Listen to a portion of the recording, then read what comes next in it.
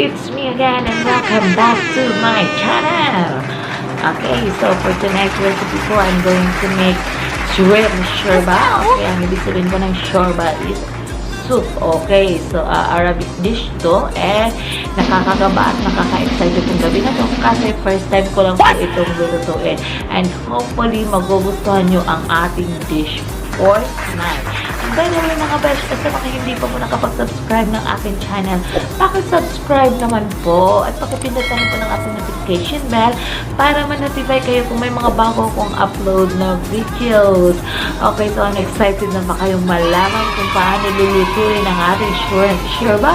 So, what are you waiting for? Let's go!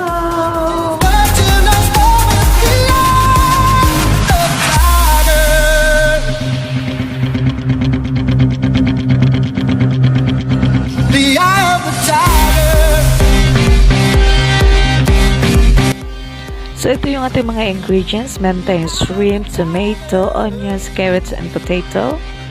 And then, meron tayong 100 grams of butter. Okay, so hatiin natin butter. Ang kalahati po, yun po yung gagamitin natin panggisa ng ating hipon. Okay, so una po natin lulutuin ng hipon. And then, after that, pag naluto po ang ating hipon, isisit aside po muna natin at mamaya po natin siya gagamitin. And the rest po sa ating butter, yan po yung gagamitin natin panggisa ng ating sibuyas. And the rest of our ingredients.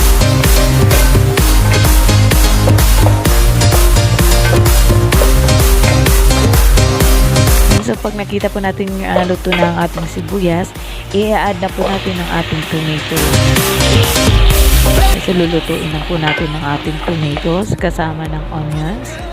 Okay, so ayan po. After that, i-add natin ang ating potato and carrots. Okay, so haluin lang po natin siya hanggang sa maluto. And then, mag-add tayo ng 1 cup of cooking cream. And then, ang ating pepper, masala powder, and of course, ang ating salt.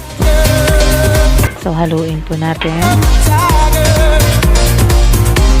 And then, mag-a-add tayo ng 2 cups of water. Medyo puti po yan kasi yan po yung pinagtakalan natin ng cooking cream. Okay, so while pinapakulo po natin, tutunawin natin ang ating cornstarch. Okay, so 2 teaspoon ng cornstarch.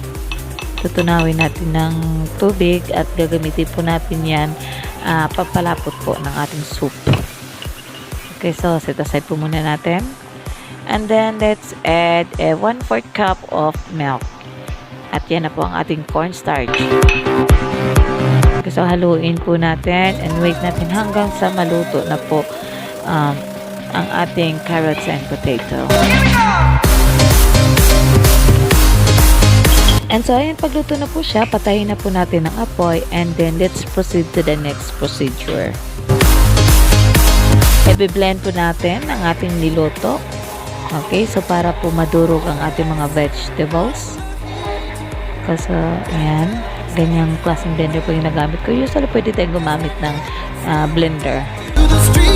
Okay, so ayan. So, naging creamy na po siya. So, ibalik natin siya sa apoy hanggang sa kumulo po ang ating soup. And now, ilalagay na natin ang ating shrimp na nakaset aside kanina. Ayan. So, yan, haluin natin hanggang sa maluto. Actually, luto na yan. Isang kulo lang. So, yan, kumulo na siya. So, meaning to say, ready na ang ating soup. So, ayan, diba? Kulay pa lang, napakasarap na. So, yan mga besh. So, hopefully nagustuhan nyo ang ating recipe for tonight. Thank you so much for watching and see you again next time. Bye-bye!